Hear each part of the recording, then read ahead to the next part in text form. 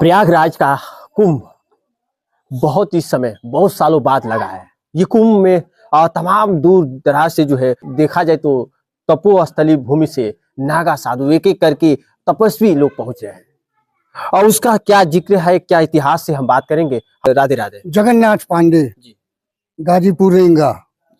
अच्छा, प्रयागराज इस समय जो लगा है कुंभ, क्या इसके बारे में बताएंगे। 144 वर्ष के बाद एक कुंभों में कुंभ महाकुंभ है जी।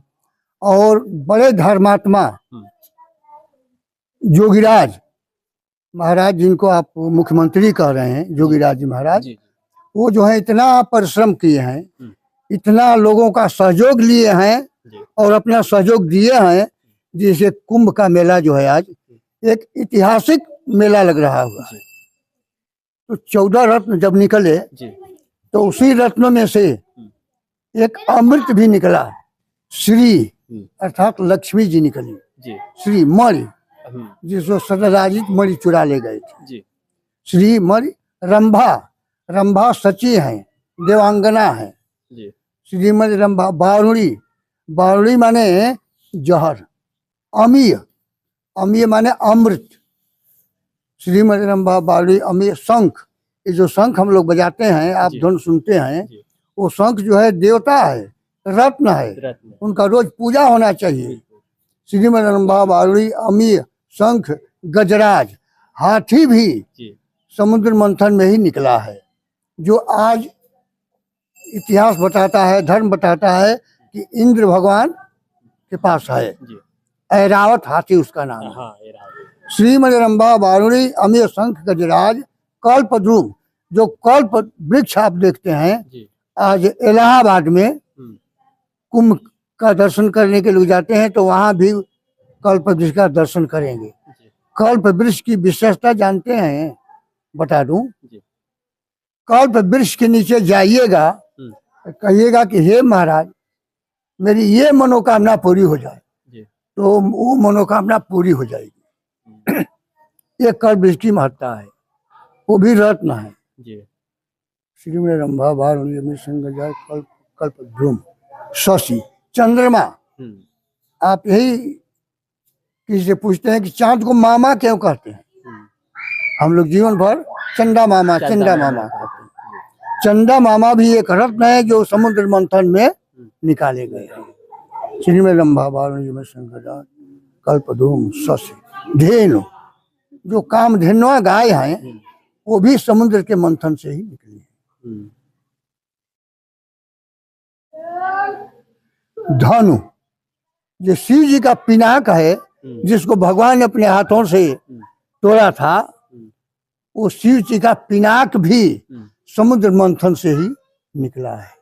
धनवंतर, धन्वंतरी जी महाराज जो हैं, वो सिंधु के मंथन से ही निकले हैं, जो आज धन्वंतरी के नाम से सारे डॉक्टर वैद्य नाना प्रकार के लोगों की रक्षा के लिए, प्राण रक्षा के लिए व्यवस्था होता है। धन्वंतर। विष, विष माने जहर, तो जहर भी समुद्र मंथन से ही निकला है।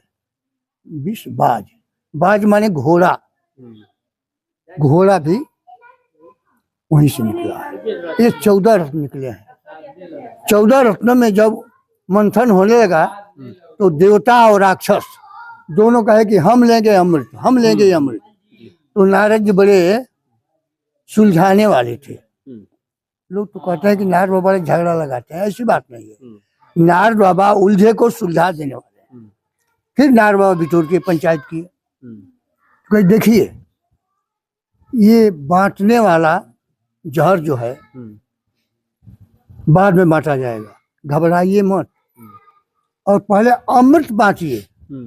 तो देवता लोग पहले से ही चालाक हैं और राक्षस लोग पहले से ही उदंड हैं, पहले से ही। देवताओं के गुरु बृहस्पति जी महाराज हैं, बृहस्पति, और राक्षसों के गुरु वो हैं शुक्राचार्य।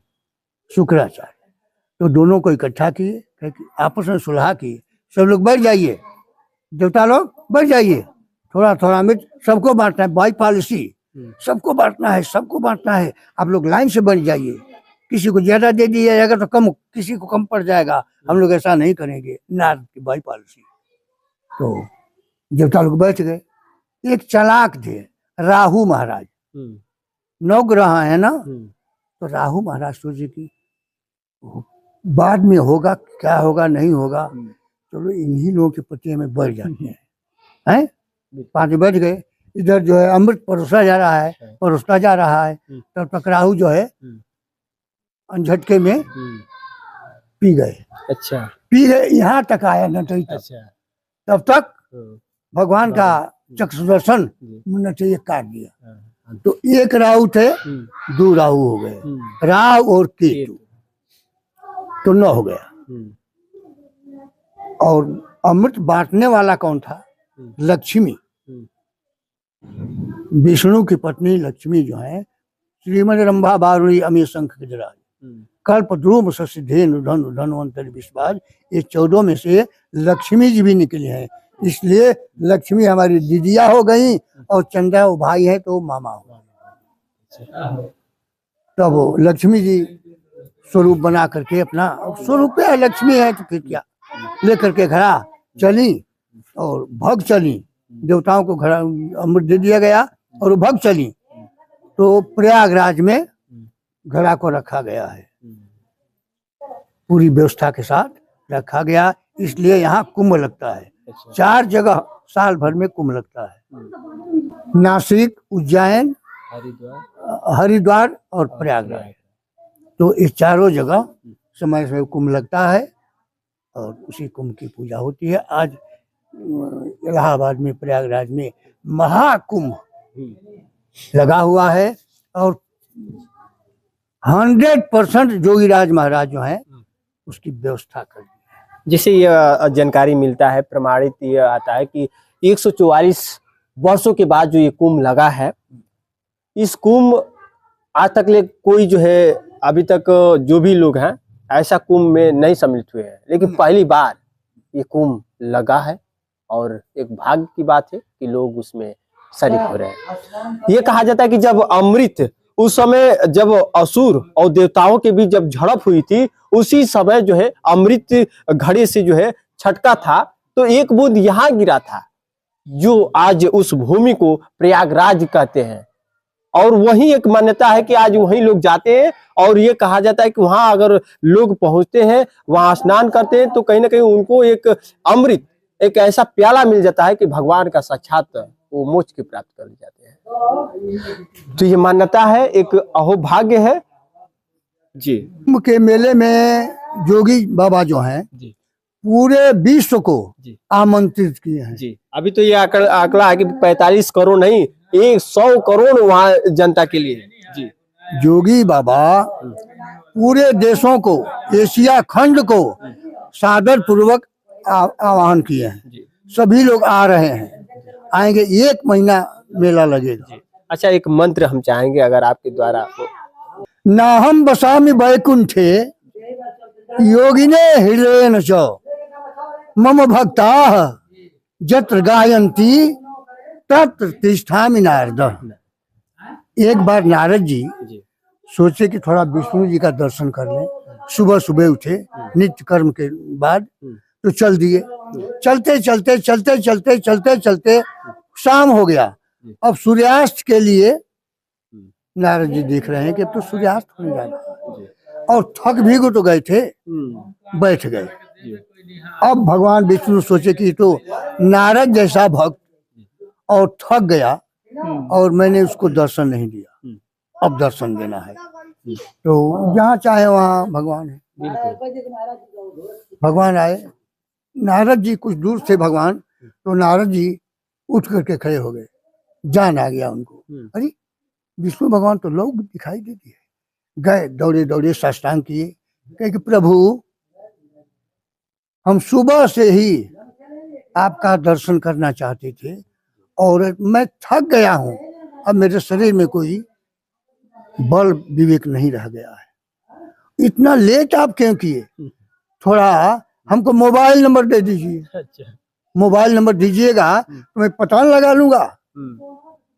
जब में मेरी इच्छा होगी दर्शन का तो मोबाइल से पता लगा लूंगा कि स्वर्ग में है कि पृथ्वी पर है कि गोलोक धाम है, वृंदावन है, अयोध्या है, कहाँ है। बस इतना कृपा कर दीजिए, मैं थक गया हूँ प्रभु, मोबाइल नंबर दीजिए। भगवान कहे कि नारद मेरे पास मोबाइल नहीं है तो मकान नंबर दे दीजिए, ताकि मेरे लिए मकान कहाँ है। भगवान कहे कि ना हम बसामि वैकुंठे योगिने हृदयेन च। नारद मैं वैकुंठ में नहीं रहता हूँ, वैकुंठ धाम खोज रहे हो, मैं वैकुंठ में नहीं रहता हूँ। तब कहाँ रहते हैं प्रभु? ना हम बसामि वैकुंठे योगिने हृदयेन च। योगी लोग माला रटन करते हैं, राधे राधे करते रहते हैं, उनके हृदय में भी नहीं रहता हूँ। ना हम बसामि वैकुंठे योगिने हृदयांच मम भक्ताः।